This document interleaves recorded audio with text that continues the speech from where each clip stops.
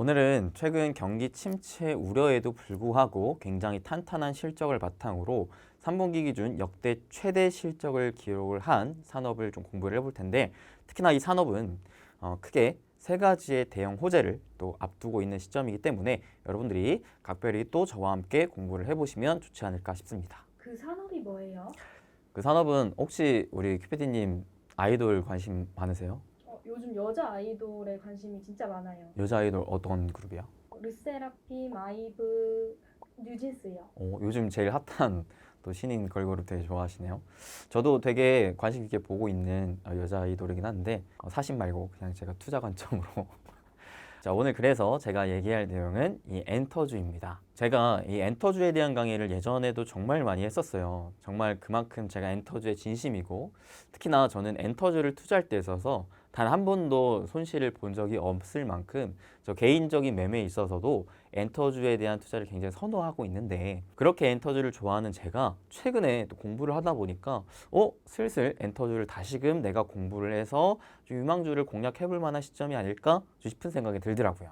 그래서 이런 포인트를 여러분들에게도 같이 공유를 하면서 공부해 보고 싶어서 오늘 이 영상을 준비했습니다. 근데 엔터주에 투자하는 게 조금 위험 부담이 있지 않아요? 사실 투자는 다 어느 정도의 위험 부담을 안고 가는 거긴 해요. 근데 이제 엔터주에 대해서 투자의 위험 부담을 생각하시는 분들이 가장 크게 우려하시는 게, 아무래도 사람 장사를 하다 보니까 그 사람이 또 어떠한 이슈가 있을지 모르잖아요.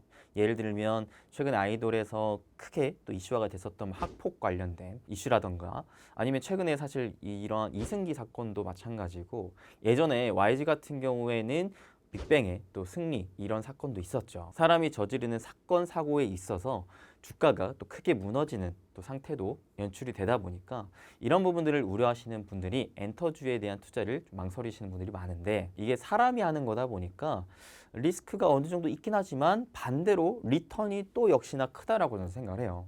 왜냐? 아이돌을 한둘 내세웠을 때 이게 예상치 못하게 빵 터질 수가 있거든요. 여러분들 BTS 방탄소년단을 한번 보세요. 우리나라 케이팝이 이렇게까지 전 세계적으로 큰 분물을 일지 누가 예상이나 했겠습니까? 그죠?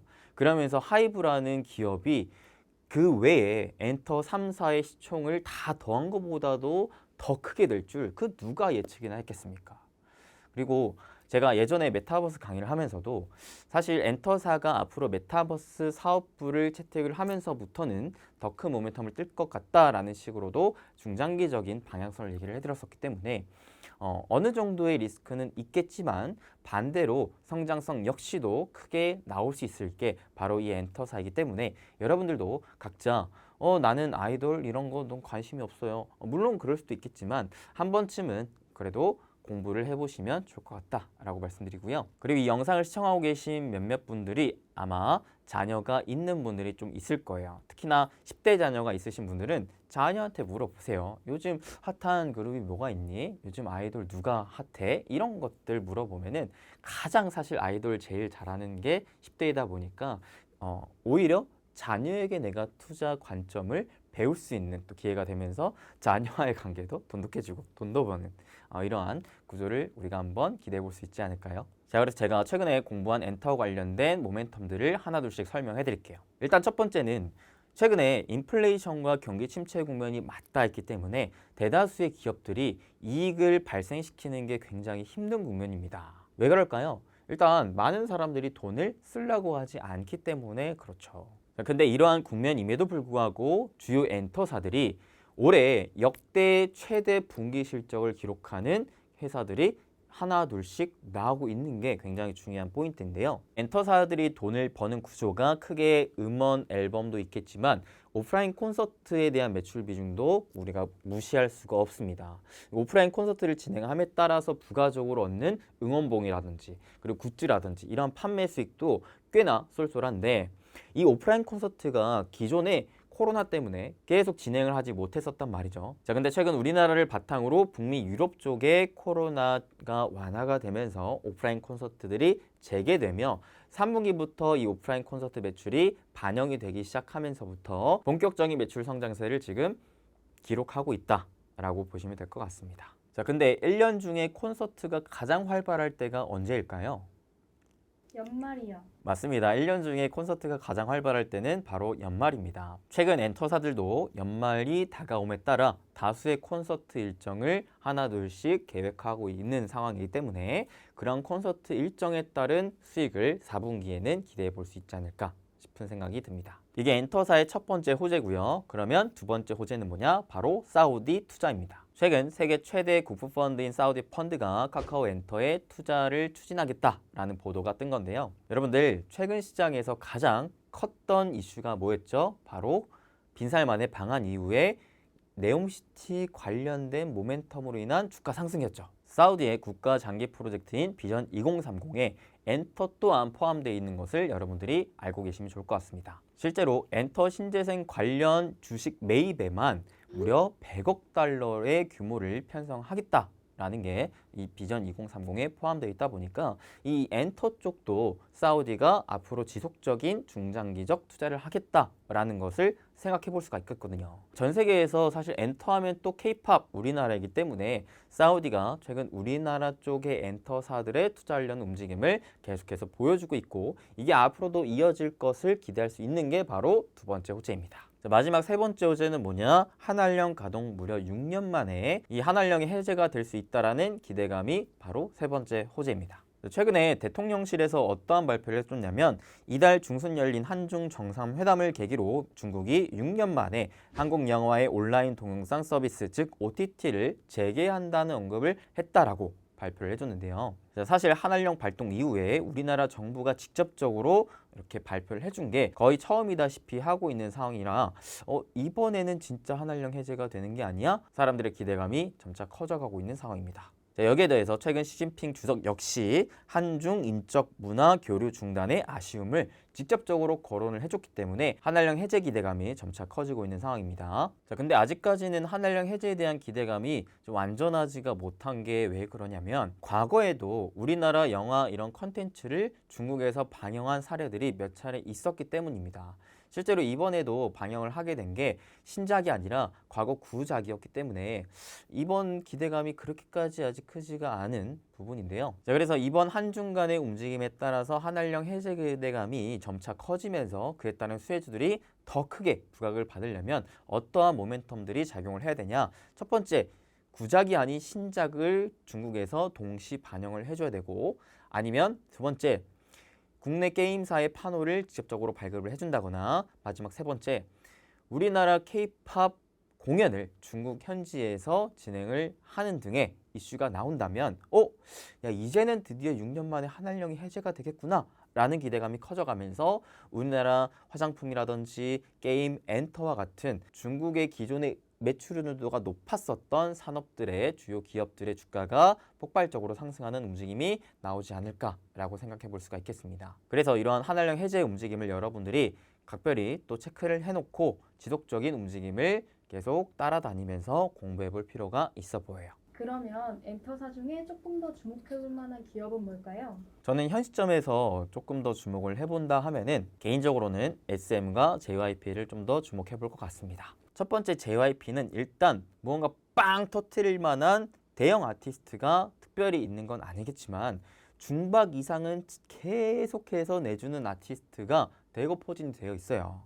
그러면서 JYP는 다른 엔터사들에 비해서도 새롭게 신인을 데뷔시키는 일정들이 굉장히 탄탄하게 차곡차곡 앞두고 있는 상황인지라 크게 빵 터트리기는 조금 제한적일 수는 있겠지만 탄탄한 우상향은 그래도 기대를 해볼 수 있을 만한 게 JYP지 않나 싶고요. 실제로 최근 실적을 바라보면 모든 아티스트가 쉴 틈 없이 매분기 실적에 기여를 하고 있으면서 4분기 매출 전망치 평균이 약 1,000억 원으로 또 한 번 분기 최대 실적이 기대가 되는 상황이라는 겁니다.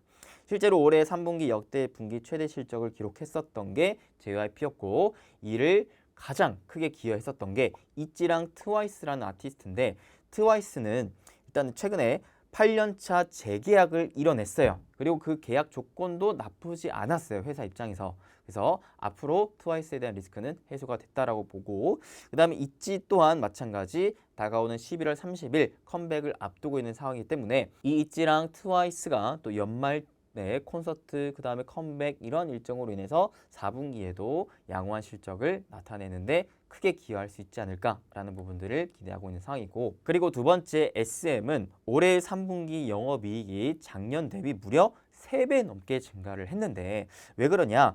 첫 번째, 코로나가 풀리면서 국내외 오프라인 행사, 콘서트가 재개가 되면서 행사 매출액은 2배 이상, 콘서트 매출은 무려 13배 이상 증가했기 때문입니다. SM이야말로 옛날부터 정말 탄탄하게 굵직굵직한 아티스트 라인업을 확보를 해내면서 특히나 콘서트 쪽의 매출을 빵빵하게 내는 주요 엔터사인데, 그렇기 때문에 다가오는 연말에 맞춰서 이 콘서트 매출이 다시금 크게 나올 수 있지 않을까를 기대할 수 있는 게 SM이고, 최근에 SM이 주력적으로 밀고 있는 아티스트가 에스파, NCT가 대표적인데 다가오는 12월 16일 NCT가 겨울 스페셜 앨범으로 컴백을 예정하고 있기 때문에 이 역시 주요 투자 포인트가 될 것 같습니다. 사실 SM은 현재 경쟁사 대비 굉장히 저평가 국면에 포지셔닝해 있는데 가장 큰 원인으로는 아무래도 이수만 총괄 프로듀서의 지배 구조였죠. 자, 근데 이수만 총괄 프로듀서의 개인 회사인 라이크 기획 계약 종료로 인해서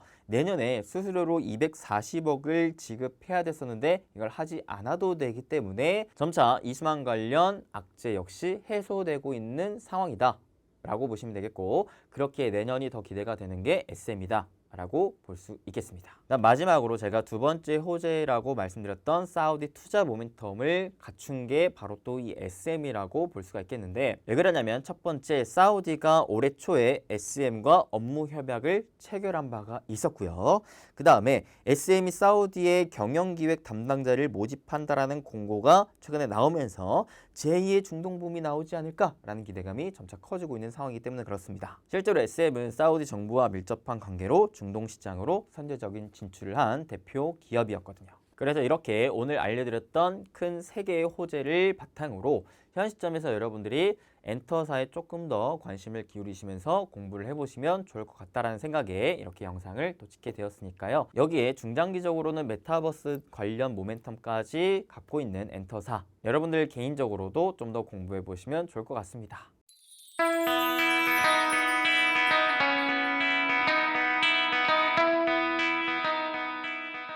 최근 저희가 오랜만에 2차전지 공부를 같이 했었잖아요. 근데 솔직히 말해서 저 개인적으로는 지금 2차전지를 막 잡으려고 하는 것보다는 차라리 2차전지만큼이나 아니요 그 이상 메가톤급으로 더 커질 수 있을 만한 2차전지 다음으로 주목해 볼 만한 이 주식에 여러분들이 조금 더 주목을 해보시는 게 좋지 않을까 싶어서 오늘 그 산업이 무엇이고 그 중에서도 우리가 좀 더 단기적으로 공략해 볼 만한 종목들은 뭐가 있을지에 대한 공부를 해보려고 합니다. 그 산업이 뭐예요? 그 산업은 저희가 예전에도 많이 공부했었던 바로 수소입니다. 내년부터는 정말 수소가 본격적으로 커질 수가 있겠구나. 지금 글로벌 수소 투자의 황금기에 진입을 했구나. 지금 시기에 투자를 해본다면 우리가 전 세계에서 진행하는 돈 축제에 함께할 수가 있겠구나 라는 생각이 들어서 여러분들한테 제가 최근에 공부한 내용을 공유해 드리려고 합니다. 제가 여러분들에게 알려드렸던 얘기 중에 하나가 뭐였었냐? 투자가 있는 곳에 기회가 있다 라는 얘기를 했었죠. 그만큼 각 국가들과 기업들이 대규모로 투자를 하는 곳을 우리가 좀 더 집중하고 공부해 볼 필요가 있습니다. 거기에서 큰 투자 기회가 나올 수가 있으니까요. 자, 근데 최근 흐름을 보자면 어떤 흐름이 있느냐? 인플레이션뿐만 아니라 지금 에너지 위기가 전 세계적으로 돌고 있는 상황인데, 이러한 위기를 탈피하고자 특히나 유럽연합을 중심으로 해서 어떤 움직임을 벌이고 있죠? 바로 맞습니다. 신재생 에너지 쪽으로의 투자를 대폭 확대하고 있는 움직임 보여주고 있습니다. 유럽 같은 경우에는 당장에 쓸 에너지를 확보하기 위해서, 그리고 미국이나 사우디 같이 기존의 화석연료를 바탕으로 한 에너지 패권을 잡고 있었던 국가들은 점차 이 재생에너지 쪽으로의 에너지 전환 시기에 맞춰서 기존의 에너지 패권을 잡고 있었던 것을 계속해서 가져가기 위해서 이 에너지 쪽에 대한 투자를 계속해서 진행을 하고 있는데요. 그 신재생 에너지 중에서도 오늘은 수소에 대해서 좀 더 딥하게 알아볼 텐데요. 자, 이미 작년 기준 약 30여 개 국가에서 수소 로드맵을 발표한 상황이고, 그 다음에 수소와 관련된 프로젝트가 이미 200개 이상 발표된 상황입니다. 그렇게 전 세계 각 국가의 정부가 수소와 관련해서 투입한 공공자금이 무려 700억 달러, 우리나라 돈으로 거의 100조 이상 달한다라고 하죠. 여기에 프로젝트가 끝나고 2030년까지 투입된 총 투자 비용이 약 3천억 달러 이상으로 예상이 되고 있기 때문에 앞으로는 이 수소에 약 300조 이상의 자금이 투자가 되겠구나. 그 안에서 우리가 투자 기회를 잡아야겠다. 그 안에서 최대 수혜 기업은 무엇일까? 이런 부분들을 공부해 볼 필요가 있다는 거죠. 그러면 각 국가들이 지금 어떠한 투자의 움직임을 보여주고 있는가 좀 더 세부적으로 살펴볼게요. 첫 번째는 지금 에너지 투자에 가장 시급한 입장인 유럽연합을 보겠습니다. 유럽은 리파워 EU라고 해서 재생에너지 투자를 기존 대비 약 30에서 50% 확대하는 정책을 발표해 줬었는데 이 정책의 목적은 기존의 에너지 의존도가 높았었던 러시아에게 수입하던 화석연료 에너지를 신재생 에너지 수소를 바탕으로 해서 최대한 의존도 자체를 낮추려고 하는 목적을 가진 정책입니다. 그렇게 유럽은 수소 생산 목표를 2배 확대한 상황이고 그다음에 다수의 프로젝트의 지원을 시작을 했는데 그중에서 어떠한 프로젝트가 압도적으로 많냐? 바로 상업용 트럭에 대한 프로젝트가 굉장히 많습니다. 여기에 해외에서도 캐나다, 아프리카, 중앙아시아 국가들과 초대형 그린 수소 생산 프로젝트를 개발하기로 계약 체결했기 때문에 유럽의 본격적인 수소 투자 움직임을 우리가 더욱더 기대해 볼 만 하겠습니다. 두 번째, 미국을 볼 텐데요. 미국은 IRA 법안 통과로 청정 에너지 투자가 확대되고 있죠. 이 IRA는 수소를 비롯한 재생에너지, 전기차 등의 그린 산업 전반에 대한 확대를 위해 10년 이상의 지원을 담은 법안인데 특히나 수소 생산 관련해서도 10년간 보조를 해준다라고 하면서도 그 중에서 그린 수소 보조금을 최대로 지금 설정해 놓은 법안입니다. 그렇게 약 95억 달러의 예산이 편성이 되었는데 이 예산이 내년부터 집행이 된다고 하니까 이제 내년부터는 미국을 또 중심으로 한 수소 투자가 본격적으로 확대될 수 있겠구나 라는 생각을 가져볼 수 있겠습니다. 마지막으로 세 번째, 우리나라를 볼 건데요. 우리나라도 최근에 수소 산업에 대한 지원 정책을 지속하기로 확정을 했어요. 그래서 1차 수소경제위원회를 개최하고 7대 수소산업 기술을 선정해서 적극적으로 지원을 함으로써 글로벌 수소기업으로 육성하겠다라는 목표를 발표해 준 건데요. 이미 우리나라는 이전 정부 때부터 이 수소산업에 대한 굉장히 전폭적인 정책과 투자 법안 지원들을 여러 차례 했었죠. 실제로 세계 최초로 우리나라는 수소법을 제정을 했고요. 작년에 청정수소 발전 의무화 제도인 CHPS를 도입 추진했습니다. 이는 내년부터 도입이 된다고 하니까 이렇게 된다면 내년부터는 우리나라 기업이 에너지를 사용을 할 때 일정 부분은 수소 에너지를 의무적으로 사용해야 된다라는 기준이 잡혀버리는 것이기 때문에 우리나라 기업들 중심으로 한 수소 에너지 사용량이 많아질 것을 의미를 합니다.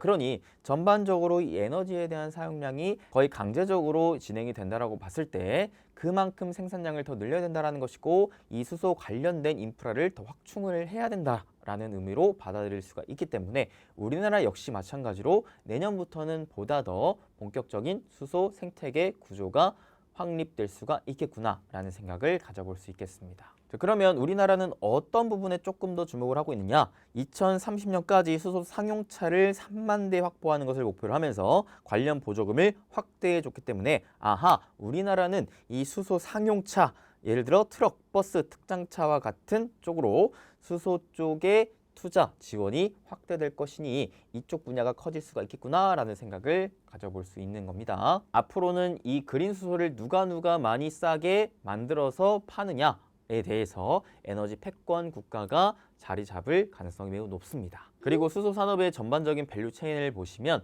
일단 수소를 생산한 다음에 이를 저장해서 운반하고 그 다음에 충전을 한 다음에 마지막 활용 단계까지 이어지게 되는데 이 전반적인 수소 생태계가 계속해서 커져가기 위해서는 가장 우선시 진행이 돼야 될 게 바로 이 생산 쪽. 수소가 많이 생산돼야지 이거를 가지고 운반하고 충전해서 활용할 거 아니에요.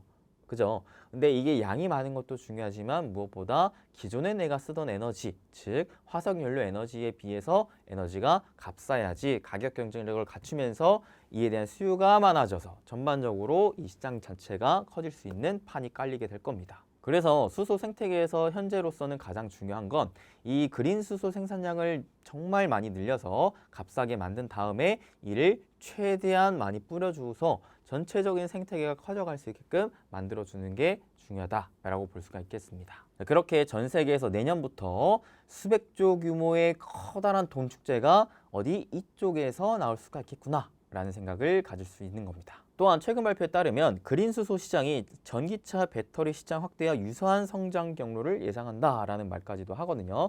자, 과거의 연구 결과들에 따르면 어떠한 말이 나오냐? 이 수소 생태계는 전반적으로 2차 전지와 달리 자동차에만 거의 국한되어 있는 시장이 아니라 거의 건물, 가정 전반적으로 어우러지는 우리의 일상생활에 다 녹아들 수 있는 게 이 수소 생태계이기 때문에 앞으로는 5년, 10년 뒤에는 2차 전지보다 훨씬 더 큰 메가톤급 시장이 될 수 있겠다라는 얘기가 많이 나오고 있습니다. 자, 그렇기 때문에 우리 여러분들이 단기적인 방향성이 아니라 장기적인 방향성을 본다면, 즉 5년, 10년에 대한 투자의 방향성을 바라본다면 이제는 이 2차 전지 쪽이 아니라 이 수소 시장 쪽으로 투자 기회를 찾아봐야겠다라는 생각을 가져볼 필요가 있는 것이죠. 근데 아쉽게도 지금 전체적인 수소 생태계를 봤을 때 가장 우선시 중요한 건 수소 생산 쪽인데 우리나라 기업 입장에서 봤을 때는 기술적으로나 지리적인 요건으로나 이 수소 생산 쪽의 모멘텀을 갖기에는 많이 부족한 실적입니다. 반대로 우리나라는 어디에 강점을 갖고 있느냐? 이 마지막 단계인 활용 쪽에 강점을 갖고 있어요.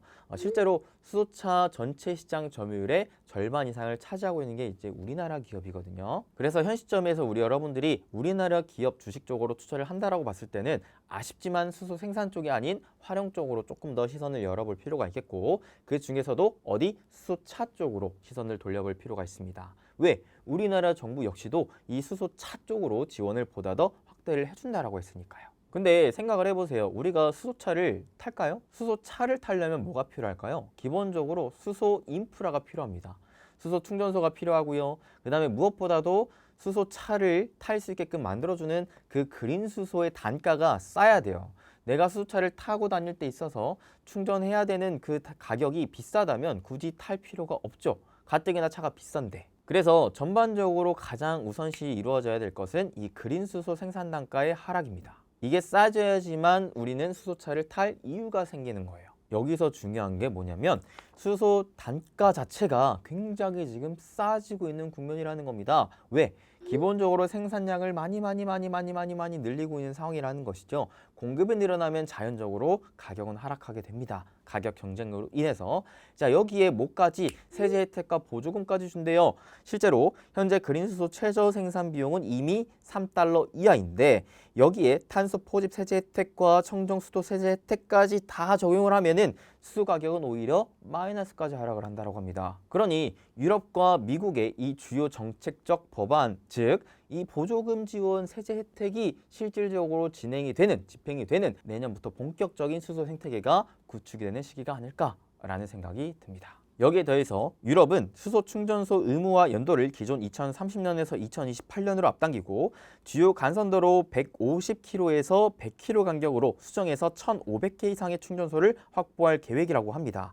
그만큼 충전소 인프라가 보다 더 빨리 많이 깔린다라는 것이기 때문에 수소차를 탈 수 있을 만한 명분이 점차 만들어지고 있구나라는 생각을 가져볼 수 있는 것이고, 그 다음에 수소 쪽으로 먼저 선점해 놨었던 중국은 수소 상용차와 승용차 신규 출시가 본격적인 시작이 되면서 수소차 판매 대수가 최근 빠르게 증가하고 있다라고 합니다. 그렇게 내년도에 국내 버스, 트럭 등 수소 상용차의 판매가 올해 대비 2배 이상 증가할 것이라 예상이 되면서 특히 또 수소차를 만드는 기업들 역시도 23년부터 25년까지 신차 출시에 대한 플랜들을 정말 여러 차례 계획을 앞두고 있는지라, 예를 들어 현대차, BMW, 르노, 랜드로버 같은 이런 업체들이 수소차에 대한 생산 확대를 할 계획을 잡아놨기 때문에 판매량이 늘어나고 있는 국면에서 신차들도 많아지고 있다. 전반적인 수소차에 대한 생태계가 구축이 되고 있구나. 이 수소차의 주요 부품을 납품하는 업체들이 앞으로 점점 더 돈을 벌 수가 있겠구나 라는 생각을 가져볼 수 있는 겁니다. 비교를 하자면 전기차를 많이 판매하고 만들어내는 만큼 2차 전지 관련 업체들이 부각받는 것과 비슷한 맥락인 거죠. 최근에 빈살만이 방한을 하면서 우리나라랑 어떠한 또 협약을 맺고 갔냐, 바로 수소 활용 쪽으로 강점 있는 우리나라, 그리고 반대로 생산 쪽으로 강점 있는 사우디, 간에 수소 분야 협력을 강화해 나가기로 한 협력을 맺고 간 거거든요. 자, 아까 제가 뭐라 그랬습니까? 우리나라는 기술적으로, 지리적으로 수소 생산에 대한 분야가 굉장히 크게 약점이에요. 근데 반대로 활용 쪽으로는 강점을 갖고 있기 때문에 이 생산 쪽으로 특히나 더 강점을 갖고 있는 사우디와 협력을 하는 거죠. 협력을 해서 야, 너네는 우리한테 수소를 좀 싸게 판매를 해줘. 우리가 너네한테 활용할 수 있을 것들을 또 싸게 판매를 해줄게. 우리 서로 왕래하면서 서로 윈윈하자라는 식의 협력을 맺은 것이기 때문에 그럼 우리나라는 어떨까요? 앞으로 사우디에서 생산된 청정수소를 가지고 값싼 단가에 활용할 수가 있는 부분이기 때문에 점차 이 활용 쪽으로 좀 더 주목을 해볼 수가 있는 것이고 기업들 역시 마찬가지로 주가 역시 마찬가지로 활용 쪽의 국면에 있는 기업들의 주가가 슬슬 더 부각받으면서 올라가질 수가 있는 타이밍이 아닐까라는 생각이 드는 거죠.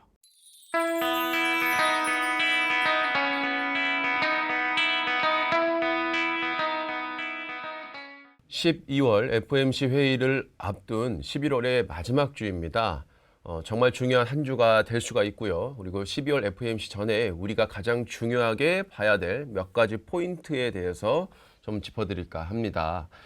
일단 지난 주말간 미국에서 블랙 프라이데이가 있었는데요.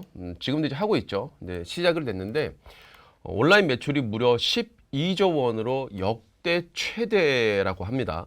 잠깐 기사 내용을 볼까요? 내용을 보면 블랙 프라이데이 전자상 거래 매출이 90억 달러를 넘어선 거는 올해가 처음이다라고 하는데요. 최악의 인플레이션에서도 기대 이상의 할인율이 매출을 끌어올린 배경으로 풀이된다라고 합니다. 일단 이번 블랙 프라이데이에서는 미국인들의 소비가 엄청나게 증가가 됐고 온라인 매출은 이제 역대 최고를 찍었다라고 하는데 할인율이 지금 30%를 넘었다라고 이제 추정된다라고 합니다. 단순히 할인율이 30%가 넘은 좀 물건이 많이 싸게 나오니까 소비가 이루어진 것 아니냐 생각할 수 있는데요. 조금 더 깊게 들여다보면 다른 시각으로 볼 수가 있습니다. 일단 첫 번째는 우리가 시장에서 인플레이션이라고 하는 것 자체, 미국 이제 앞으로의 물가가 높아지냐 낮아지냐에 따라서 사람들의 소비 심리가 굉장히 크게 달라지거든요. 우리가 지금 CPI라는 물가는 정점을 찍고 내려오고 있긴 합니다만 사실 그거보다 더 사람들의 소비에 중요한 영향을 미치는 거는 인플레이션 기대 심리거든요. 최근에 발표된 인플레이션 기대 심리 지수를 보면은 굉장히 가파르게 올랐다가 최근 좀 하락했는데 요 두세 달 사이에 다시 급격하게 상승을 하고 있습니다. 내용을 보면 미시간대가 발표한 5년 기대 인플레는 9월 2.9%에서 지금 10월에 3.0%로 상승했고요. 그리고 또 다른 기대 인플레이션을 발표하는 뉴욕 연은에서 발표한 거는 두 달 연속 오름세입니다. 2.0에서 2.2 그리고 10월에는 2.4%로 재차 상승했다. 그러니까 몇 달 동안 인플레가 고점을 찍고 내려오는 기간 동안에는 미국에서도 기대 인플레이션 수치가 내려왔지만 지금은 최근 두 달 정도 사이에는 기대 인플레 수치가 올라가고 있다는 거예요. 이건 무슨 말입니까? 우리가 인플레이션이라는 거는 미래의 물건 가격이 더 오를 것이라고 판단되면은 미래의 소비를 미리 끌어와서 지금부터 소비를 하기 시작하고요. 미래의 인플레이션 이 수치가 내려갈 거라고 판단되면 지금 굳이 소비를 할 필요가 없게 됩니다. 근데 이건 무슨 말입니까? 미국에서 블랙 프라이데이 기간 동안에 역대 최고의 온라인 이 매출이 증가됐다는 것은 최근 미국인들이 가지고 있는 심리를 반영하고 있다고 생각하면 됩니다. 앞으로 향후 몇 년 뒤에 인플레이션 수치가 올라갈 것이다 라고 생각하는 거죠. 이게 물론 절대적인 지표도 아니고 반드시 맞아 떨어지는 것도 아닌데 중요한 건 뭐냐면요. 이 소비가 물가를 다시 끌어올릴 수 있다는 거예요.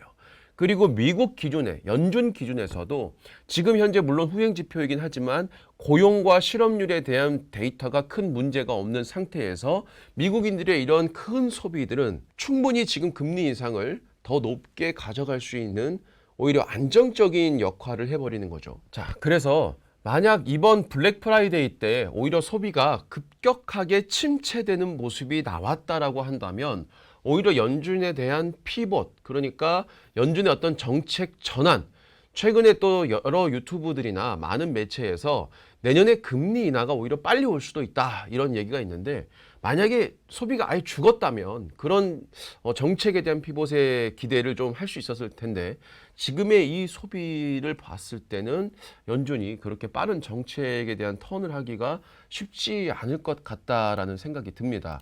자, 어쨌든 지금 연준이 무슨 생각을 하고 있느냐는 이번 주에 좀 많은 내용이 나옵니다. 이 소비와 미국의 기대 인플레이션 수치를 가지고 어떤 판단을 할 것이냐. 일단 첫 번째로 자, 내일 화요일이죠. 화요일 날 이제 새벽입니다. 물론 이제 월요일에서 갓 지난 새벽이긴 한데요. 블러드 총재의 연설이 있고요. 그리고 그 다음 직후에 윌리엄스의 연설이 있습니다. 상당히 매파적인 발언을 하는 주요 이사진들이죠. 그래서 이들이 또 한 번 이 매파적인 강력한 매파적인 발언을 한다라고 하면은 시장에 꽤 큰 충격을 줄 수가 있고요. 특히나 블러드 총재는 최근에 7%까지의 금리 인상이 돼야 된다라고 가장 강경한 발언을 하고 있는 사람이기 때문에 이 발언을 좀 여러분들이 주의 깊게 한번 지켜보셔야 될 것 같습니다. 그 외에도 유럽의 CPI 발표가 있긴 합니다만 어쨌든 더 중요한 것은 지금 이제 12월에 FOMC를 앞에 두고 현지 시간으로 목요일 3시 30분에는요. 최근에 발언을 상당히 자제해 오고 있던 파월 의장의 연설이 있습니다. 물론 이때 연설은 주 주제가 구인구직, 그러니까 고용과 관련된 이야기이긴 하지만 이때 분명히 다른 이야기도 같이 곁들여서 강조할 가능성이 높습니다. 특히나 파월 역시도 최근에 굉장히 매파적인 발언을 이제 쏟아냈고 단지 시장에서는 이 파월의 발언을 굉장히 긍정적인 쪽으로 해석을 한 것이 좀 강하거든요. 그래서 이번 파월의 연설이 FOMC 회의 직전에 마지막 발언이지 않을까 하는데요. 아마 주의 깊게 우리가 살펴봐야 될 것 같습니다. 근데 상당히 좀 강경한 발언이 나올 가능성이 높아졌죠. 미국의 블랙 프라이데이를 기점으로 소비 심리가 굉장히 강해졌고 특히나 지금 파월 같은 경우에는 우리가 물가라는 걸 CPI와 PC 물가 두 가지 중에서 지금 연준 파월은 PC 물가를 더 중요하게 보고 있고요. 그리고 어찌 본다면 이 물가 전체보다 파월은 더 중요하게 보고 있다라고 했던 게 바로 이 기대 인플레이션 심리거든요. 근데 이 기대 인플레이션 심리가 최근에 2달 정도 가파르게 상승을 하고 있다는 겁니다. CPI는 내려왔지만 기대 인플레이션 수치가 올라가고 있기 때문에 얘를 낮춰야 돼요. 근데 이걸 바탕으로 지금 미국의 소비가 급격하게 증가하고 있었던 상황이기 때문에 파월은 이것들을 누를 만한 어떤 강경한 발언을 할 가능성이 무척이나 높은 거죠. 그래서 여러분들도 이 내용을 어떤 내용을 하는지 확인해야 돼요. 왜냐하면 여기서 우리가 시장에서 아주 긍정적으로 해석할 수 있을 만한 굉장히 비둘기적인 어떤 발언이 나와준다라고 하면 그런 것들은 아마 후행성 지표인 고용과 관련된 얘기가 나오지 않을까. 왜냐하면 고용과 실업률이라는 것은 굉장히 후행 데이터이기 때문에 이게 이미 데이터로 나왔을 때는 연준이 대응하기가 어렵습니다. 그래서 연준도 이 데이터들이 어떤 변화가 나오기 시작하면은 미리 움직일 가능성이 있기 때문에 그런 비둘기적인 어떤 발언들이 나오게 된다면 아마 우리가 기대하는 연말에 산타랠리라는 것이 나올 가능성이 더 높아지는 거고요. 훨씬 강경한 발언이 나와준다라고 하면은 연말에 양도소득세와 관련된 이슈들까지 겹치면서 오히려 12월 달이 더 주춤할 가능성이 높아지겠죠. 이런 것들을 바탕으로 여러분들은 12월 달에 투자에 대한 전략을 짜보면 좋지 않을까 생각됩니다.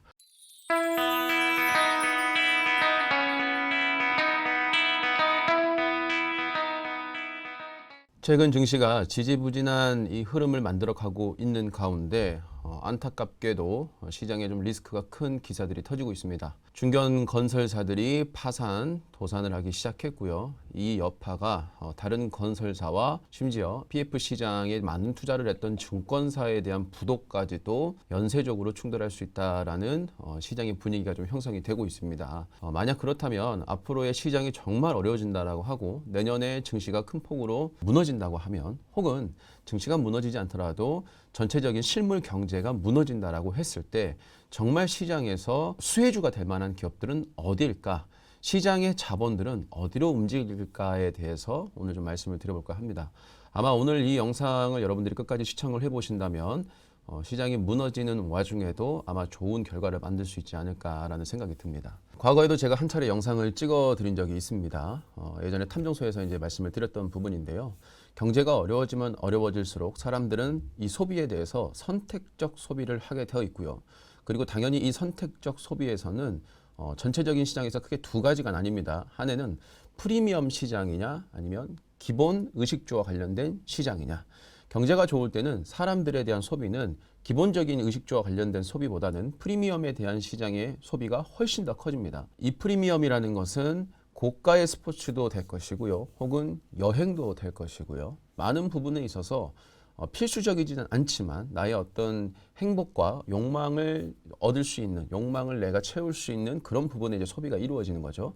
경제가 어려워지면 당연히 그런 부분들은 줄어들 수밖에 없습니다. 최근에 중고차 시장도 대규모 지금 파산을 하고 있습니다. 실제로 제 주변에서 중고차 업체를 운영하는 약 10년 정도 가까이 운영해왔던 제 지인들도 중고차를 전부 다 폐업을 신청을 했습니다. 워낙에 중고차 시장 같은 경우에는 이제 1차 금융, 그러니까 재금융이라고 해서 일반적인 금리보다 더 높은 금리로 자본을 끌어와서 차량을 매입하고 유지 비용을 이제 갖다 쓰는데요. 차량도 잘 팔리지 않는 상태에서 그 재금융에 대한 이자 비용이 10% 이상 넘어가다 보니까 대부분의 업체들이 이제 버티지 못하는 상태가 되고 있는 겁니다. 그러니까 차도 지금 사지 않는다라는 건 무슨 말이냐면은 프리미엄에 대한 소비가 줄어들고 있다는 뜻이죠. 그럼 앞으로 이제 사람들은 어디다 돈을 쓰냐 이거죠. 그래서 과거에 제가 천원마트 혹은 우리가 말하는 다이소 같은 곳에 이제 매출이 많이 늘어납니다. 그럼 당연히 이런 것들은 먹는 것에도 똑같이 적용이 됩니다. 레스토랑 혹은 호텔, 뷔페 이런 고가의 프리미엄 음식에 대한 소비에서 이제는 내가 살아가기 위한 그냥 영양분만 섭취하기 위한 그런 음식물에 대한 이 소비가 늘어난다는 거죠. 그래서 기사를 한번 참고해 보시죠. 창원의 이제 동원건설 산업이 건설업계에서는 18위로 낮은 수준은 아닌데요. 중견 업체인데도 지금 최종 부도를 냈습니다.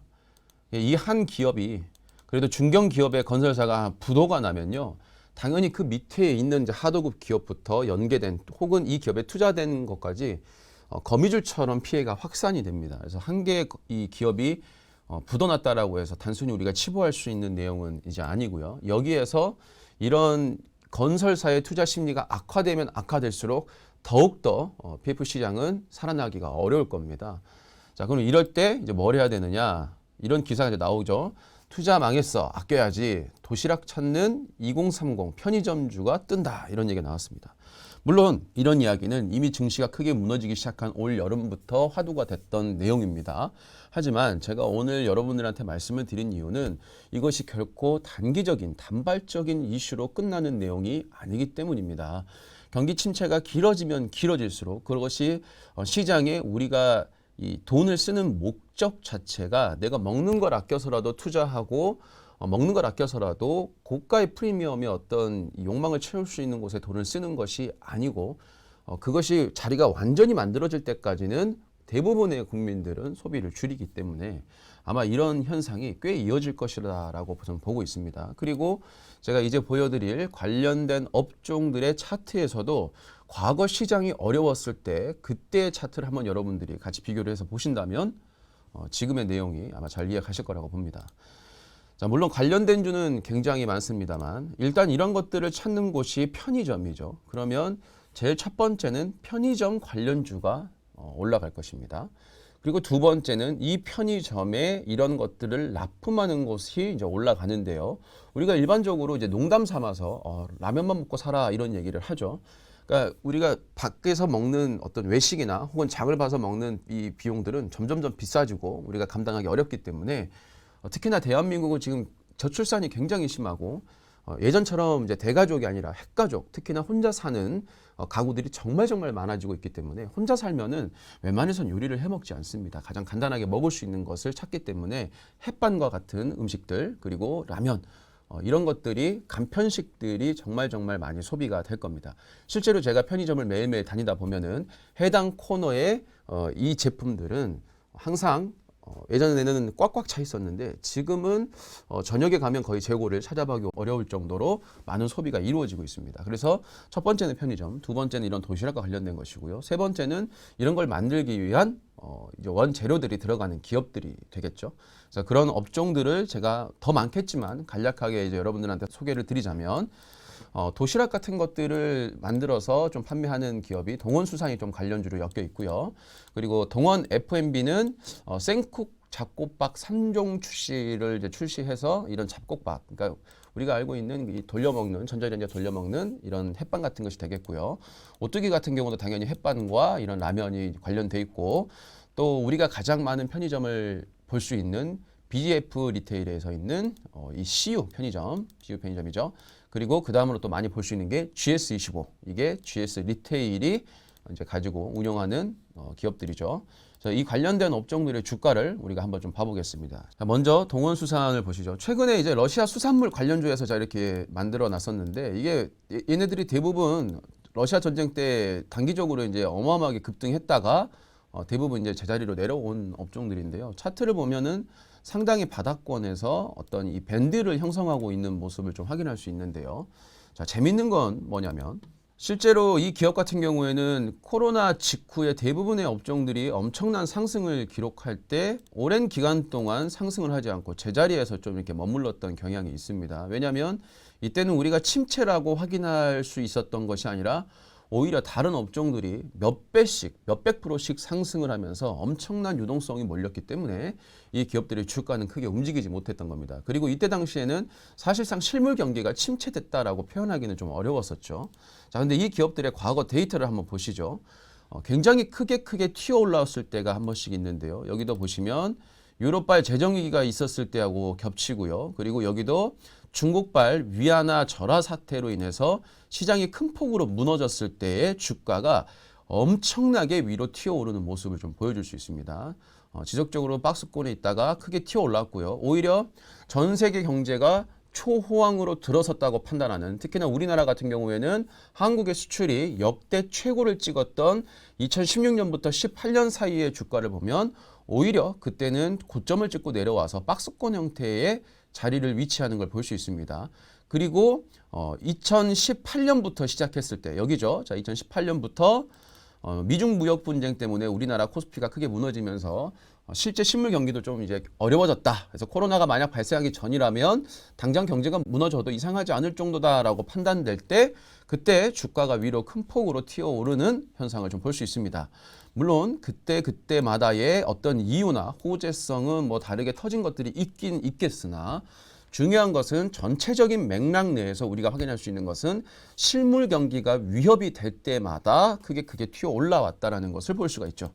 물론 최근에 이렇게 잠깐 위로 좀 튀어 올랐던 것은 아주 일시적인, 전쟁 때문에 일시적인 수산물과 관련된 이슈 때문에 올랐던 거고요. 앞으로 좀 땡겨 보면은 아직까지는 여기에서 크게 올라갔다라는 것은 좀 확인하기가 어려운 것이죠. 이거는 순전히 그냥 전쟁 때문에 올라갔던 것이고요. 그리고 다시 오랜 기간 유지해왔던 요 박스권에 얘가 다시 갇혀 있는 모습이죠. 그러면 내년에 이제 실물 경기가 정말 어려워졌다라고 했을 때는 이 기업이 상당히 큰 상승을 좀 할 수가 있겠죠. 자, 그리고 동원 F&B도 한번 보시죠. 상당히 유사한 흐름을 보이는데, 미국이 서브라임 모기지가 발생을 하고 그 뒤로 유럽발 재정위기가 발생해서 전 세계가 좀 휘청휘청할 때 주가는 오히려 꾸준하게 상승을 했고, 그리고 중국발 위안화 절하 상태가 터졌을 때 그때 역시 엄청난 상승을 한 걸 좀 볼 수가 있죠. 그리고 2018년부터 19년도에 증시가 빠질 때, 이때 오히려 주가가 높게 좀 형성되어 있는 걸 우리가 확인할 수 있습니다. 자, 역시 차트는 거의 비슷하게 움직이고 있고, 지금도 바닥이죠. 상당한 바닥이고, 이게 거의 10년 전을 제외한다면, 자, 여기죠. 여기는 제외하고 10년 전의 가격과 비슷한 라인까지 들어와 있는 상태다.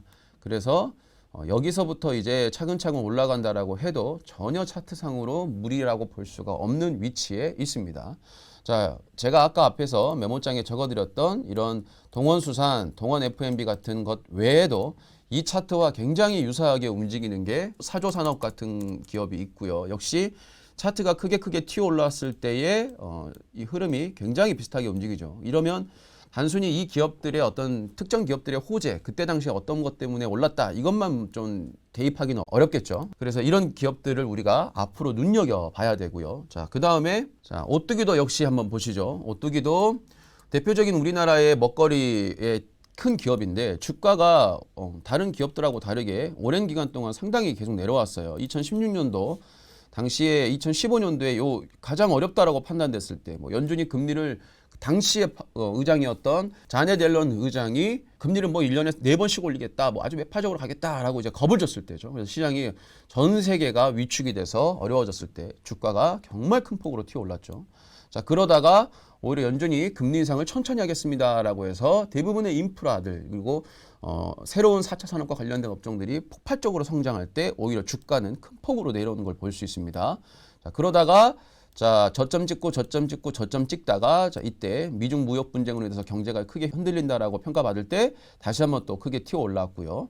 최근까지는 거의 증시가 오르는 것 없이 꾸준하게 하향을 했고 최근에 들여서야 정확하게 딱 박스권을 그리는 형태에서 코로나 전저점하고 거의 차이가 없는 수준에서 움직이고 있습니다. 이거는 주가를 봤을 때 거의 10년 전을 돌아가는 게 아니라면 현 최근 10년 사이에서는 가장 낮은 위치에 있다.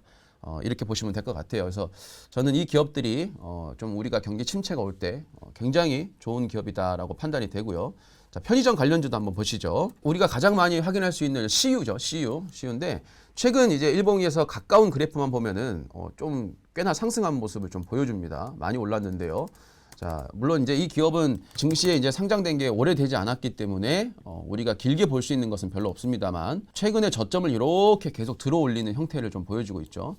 그래서 이 기업 같은 경우에는 편의점이라는 기업이 뭐 일반 웬만한 기업들처럼 갑자기 뭐 말도 안 되는 매출을 올려가지고 폭발적으로 성장하는 것이 아니기 때문에 어찌 본다면 우상향을 하다가 에너지를 모아놓고 진짜 경제위기가 이제 빵 터져서 실무 경제가 다 무너졌습니다라고 했을 때 그때 폭발적으로 튀어오르기 때문에 아직 그런 상황까지는 아니죠. 어떻게 보면 버티고 있는 상황이고 애써 그런 부분을 좀 감추고 있는 상황이다 보니까 지금 같은 상황에서는 위로 팡 튀어오르는 것은 조금은 더 기다려야 될 것 같고 그래서 이런 이 추세상 요 하단 정도가 왔을 때 이때 정도에 좀 기다려 보는 것이 좋을 것 같고 이것이 조금 더 이어지다가 진짜 나중에 그런 침체가 왔을 때 한번 크게 튀어오르지 않을까라는 좀 생각을 해보고 있고요. 자, 또 다른 이제 기업인 GS 리테일이 있죠. 이 기업은 좀 앞으로 당겨서 좀 볼 수 있는데 아까 앞에서 보여드렸던 차트들하고 굉장히 유사한 흐름을 보이죠. 가장 시장이 증시가 크게 출렁이었던 그 시기 때에 폭발적인 성장을 거두었던 것을 이제 우리가 확인할 수 있죠. 물론 이제 이 기업은 2018년부터 19년까지의 미중 무역 분쟁 간에는 뭐 크게 튀어오르진 않았습니다만 상당히 박스권에서 좀 움직였던 모습을 좀 볼 수 있어요.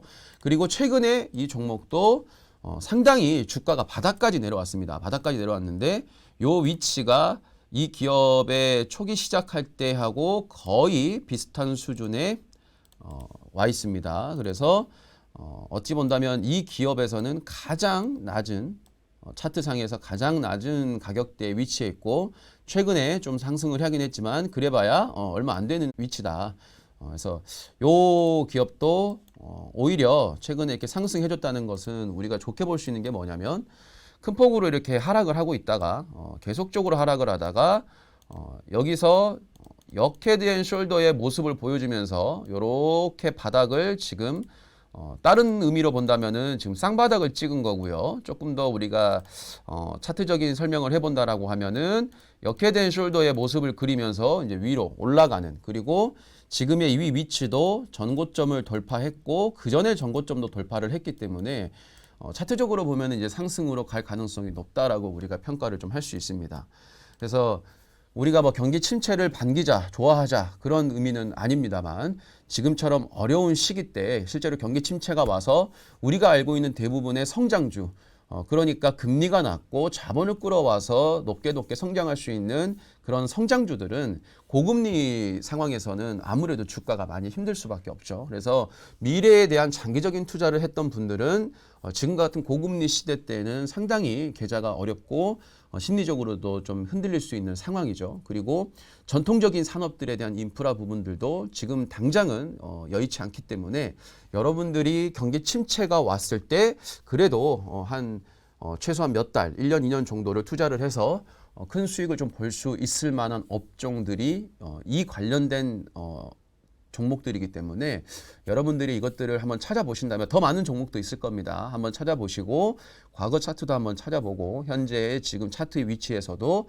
어느 정도에 있는지 보고 여러분들이 데이터와 자료를 좀 쌓아놓는다라고 하면 차근차근 매수를 해봐도 아주 괜찮은 자리에 위치해 있다라는 생각이 좀 들어봅니다. 그래서 시장이 어려울 때는 여러분들의 메인 투자, 장기 투자하는 것들은 놔두시고요. 이런 기업들을 조금 손실을 만회할 수 있고 심리적으로 좀 멘탈을 유지할 수 있는 좀 수익을 만들 수 있는 업종들이 좀 되었으면 하는 바람에서 오늘 여러분들한테 좀 알려드리게 됐습니다. 정말 쉽지 않은 시장이고요. 증시도 지지부진하고 심리적으로도 정말 지칠 때가 왔어요. 이럴 때일수록 여러분들이 더 힘내고 더 내가 정면으로 돌파해서 극복을 해야지만 이 시장에서 살아남고 향후에 정말 시장이 다시 상승기가 왔을 때 끝까지 살아남아서 웃을 수 있는 그런 사람이 되지 않을까라는 생각을 해봅니다.